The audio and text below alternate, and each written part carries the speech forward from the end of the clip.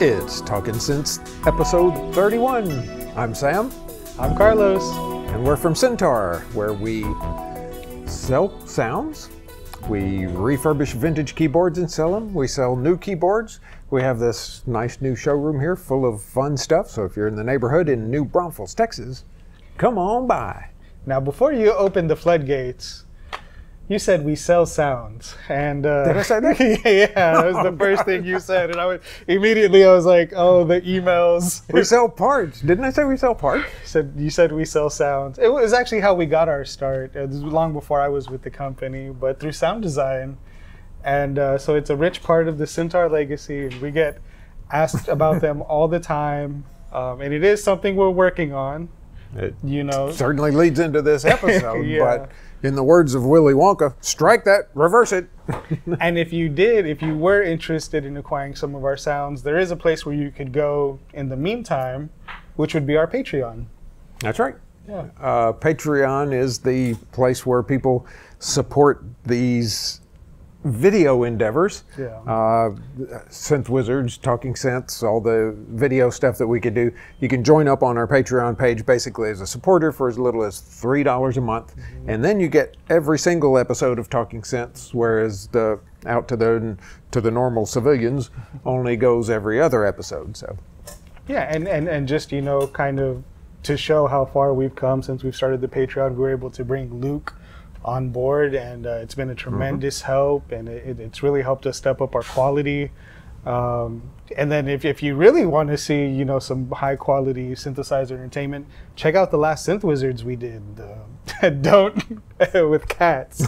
Don't say it. Yeah, we'll have to beep it. Bleep it out. Which one? That one was really fun, really interesting. If you haven't seen it, definitely check it out. And we're working on the next one, which is going to be on string machines. So just to whet your collective appetites. Yeah. But so we used to sell sounds. Yeah. We don't anymore. We sell parts for keyboards, repair parts, Syntaur.com.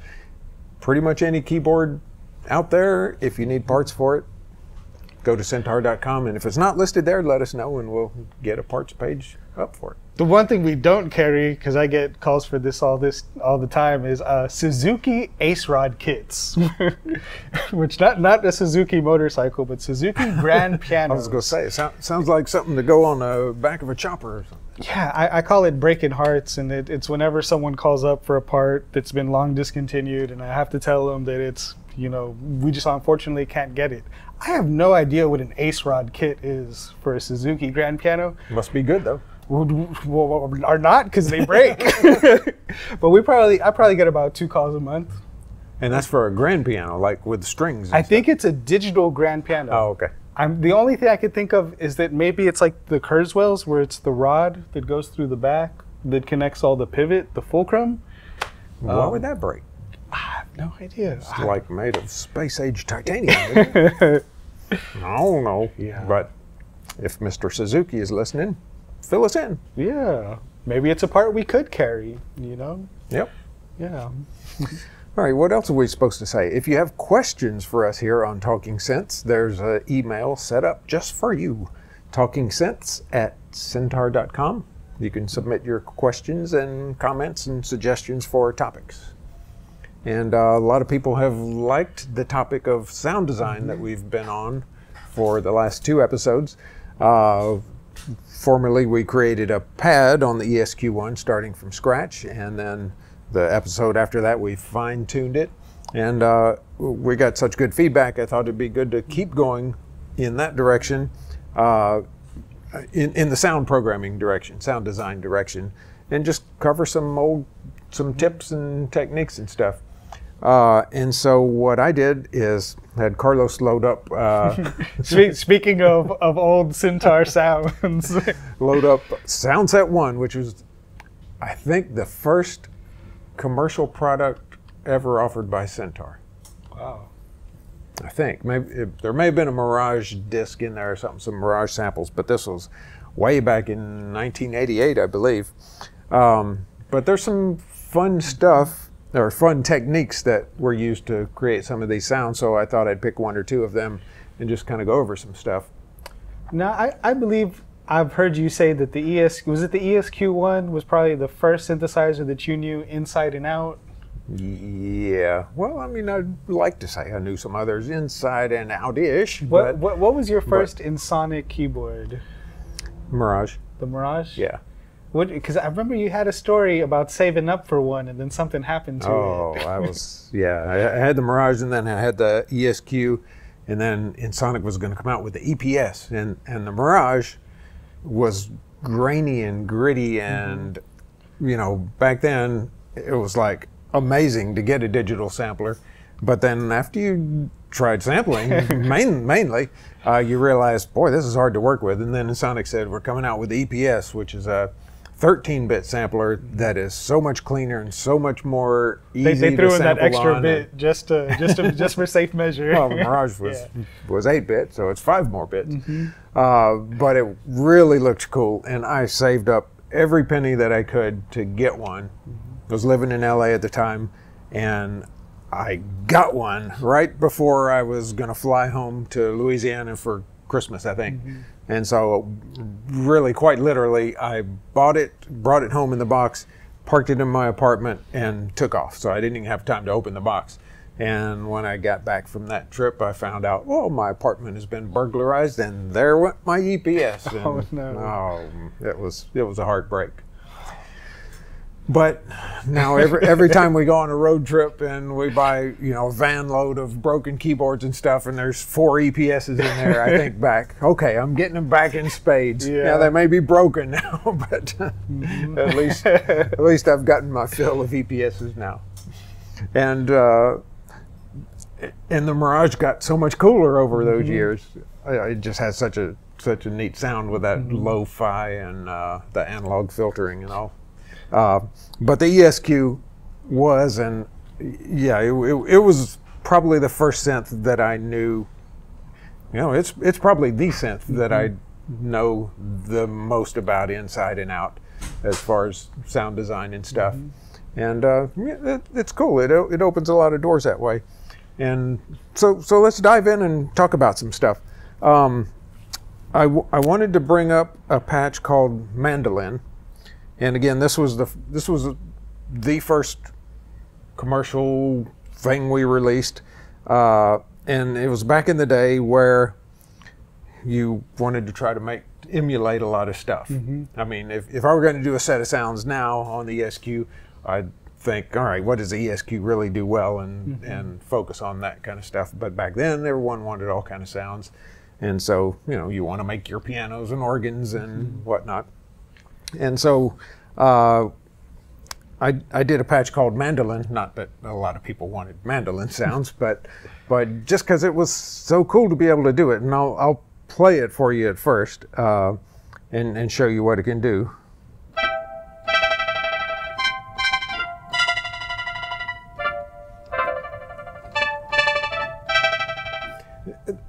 Santa Lucia is the name of that song. My grandfather used to play it on a mandolin.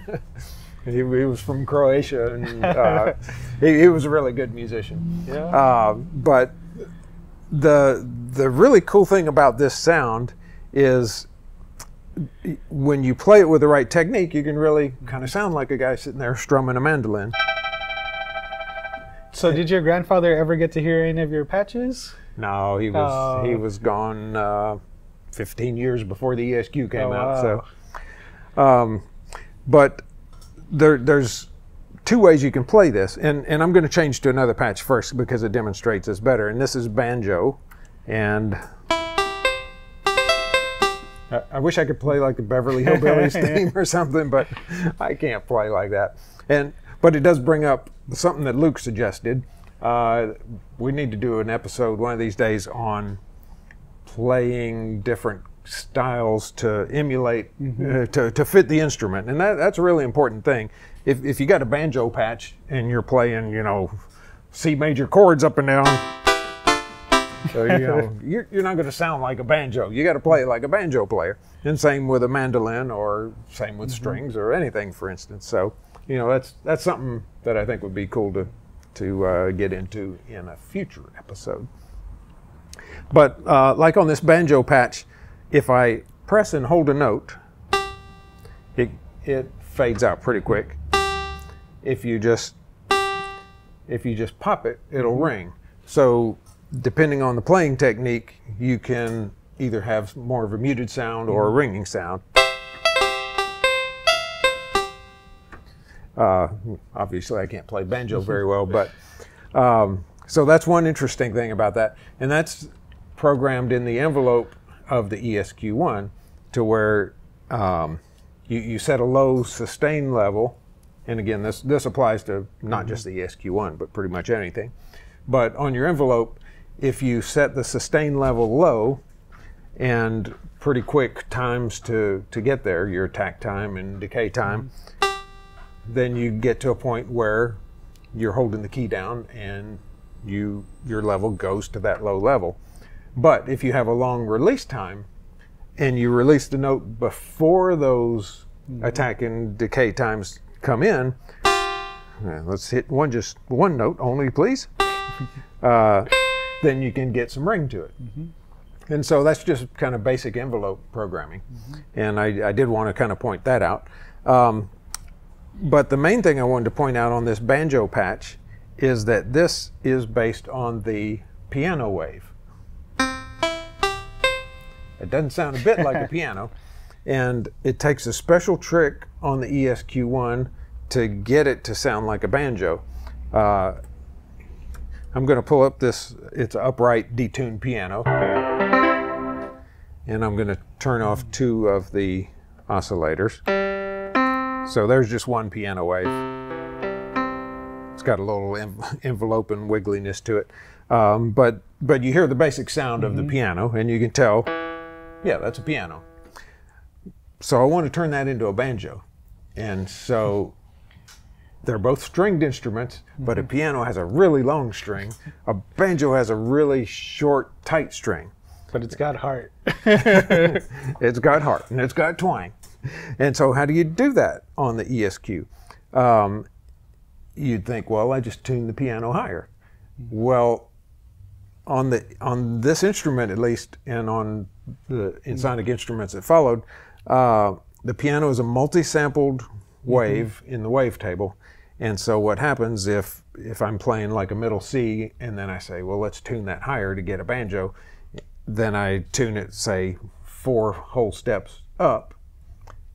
What actually is happening is, all right, now it's just shifting through the multi-sample, and now it's playing the sample of a F note that's 4 steps up. It still sounds like a piano, you know. So the trick is, how do you tune the piano or some multi-sampled wave higher without it just shifting through the multi-samples? And I hope that makes sense to people listening. It's kind of complicated. The answer is that we're going to modulate the piano wave higher, and we're going to do it basically with a DC wave, just with a, you know, step it up. How do we do that? Well, we have you could probably do it with an envelope, but that's all time-based, and you know, it would only work for a certain time. But the cool thing about the ESQ-1 is you can do it with an LFO. And so I'm going to go back to my banjo patch. This is just one oscillator. It's just oscillator 1 playing on its own, and it's got LFO3 that's modulating the pitch of the wave, and it's modulating it way up. I have it set to plus 63. Is that, yeah, that's as high as it'll go. But you don't hear wiggling like you would from an LFO. And so the trick is, I have LFO3 here. It's set to a frequency of 0. So it's not going anywhere. And that's one part of it. And it's set to a square wave. So you got this square wave that just starts and basically just sits there. And then the other part of it is the ESQ-1 has this reset feature in the LFO page that says, okay, every time you hit a note, I'm starting that LFO at the exact beginning of the wave. And so you always know that this is going to be on, and it's going to be on full blast. And so we basically just have a step, and we're modulating. So what does it sound like with the key reset off, if it's just a free running LFO? Does it just modulate the pitch? Well, with the reset off, I'm going to guess that what happens is it might work with it off, but what might happen is that since it's not resetting with every note, you may get to a point where the square wave is down instead of up. So let's just try it.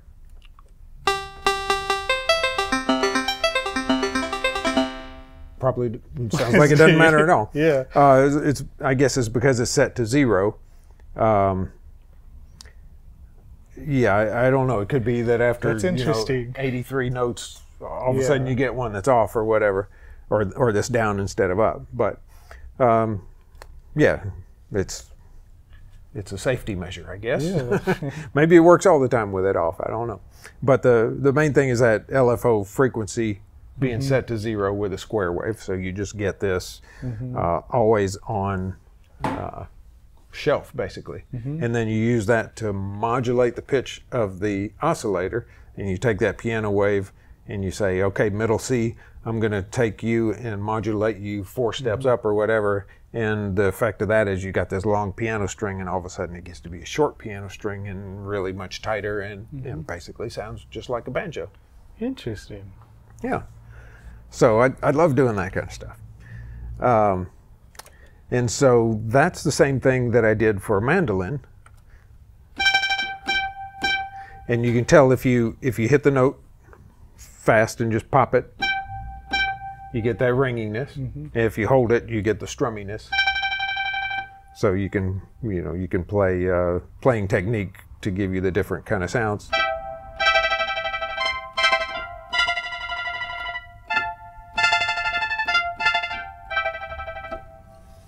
So Nice. It's kind of cool. And then, so the other thing on the mandolin, obviously, is to get that strumminess, which, man, don't get guitar players and mandolin players get tired of doing that? Seems like it'd wear out your strummer in a short time. But that is just an LFO that is modulating, obviously, the DCA, or is it? Let's see. Or, each of the individual DCAs. Well, there's only one DCA because it's just one. I guess there's 2 on this mandolin. Oh, it's because a mandolin has 8 strings, 2 of them tuned to each pitch. Yeah, it's like a 12-string guitar where you have 2 strings of each pitch. So I have 2 oscillators, 1 for each string, and then the LFOs are set to modulate those. So let's just hear one.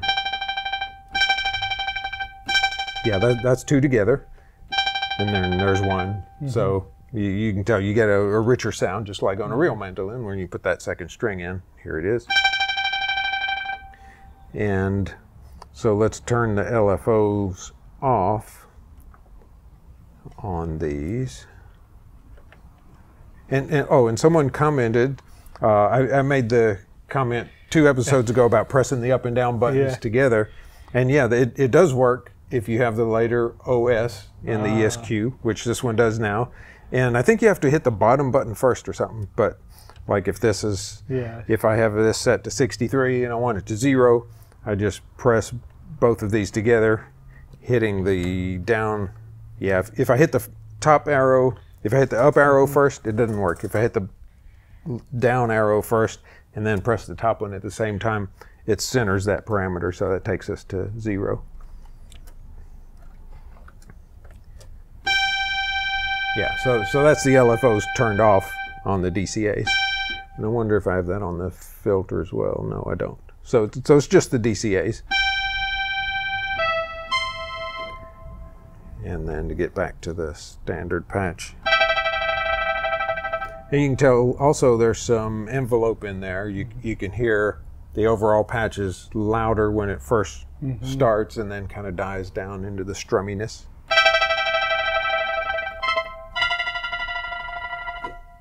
Anyway, it's kind of cool. It's nice. It's a fun little technique. There's, I remember this Leslie patch.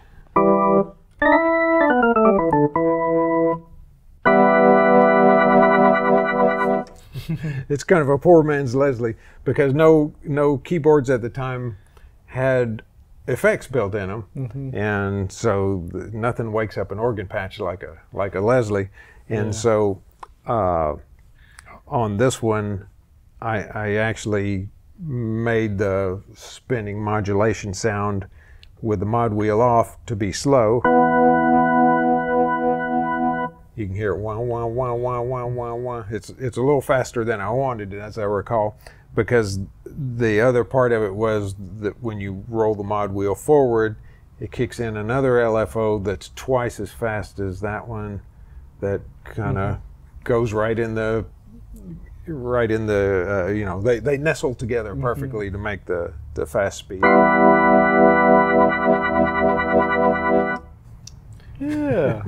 Ain't nothing like any, you know, or Triton today or whatever. Sounds, you know, about 1,000,000 times better, but back then, that's what we had. I don't know. A DX7 Rhodes sounds pretty close to a regular Rhodes. Oh, no. Those are fine. I might not have a job tomorrow. Oh, here was my imitation of a DX7 imitating a regular Rhodes.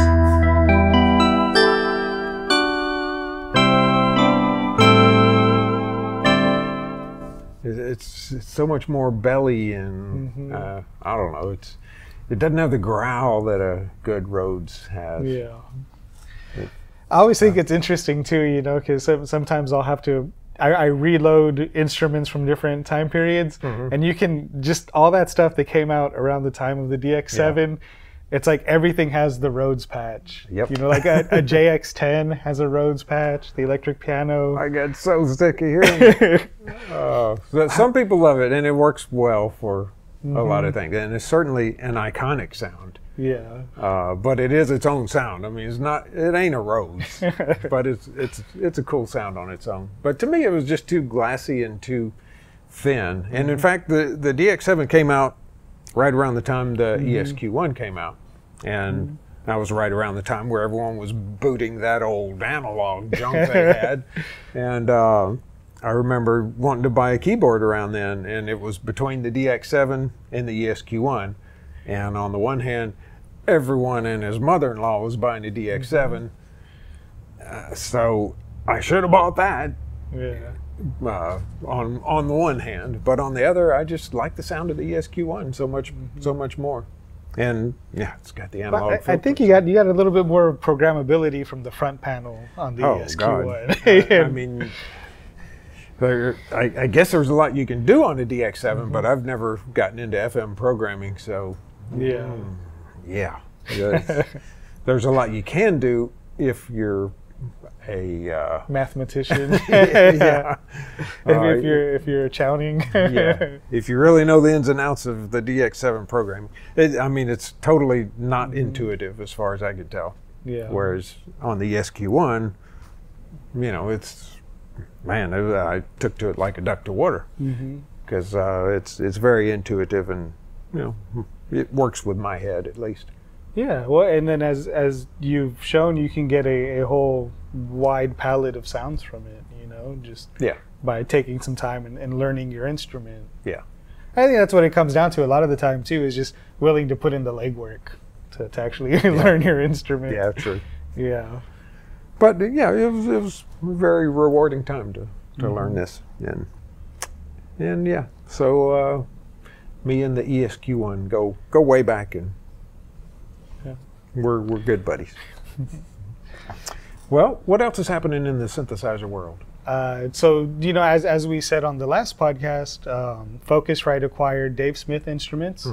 And so a little interesting tidbit that they kind of dropped was Focusrite said in I don't know if it was an interview or an announcement, but that when they acquired Dave Smith, they acquired a company with no shortage of projects.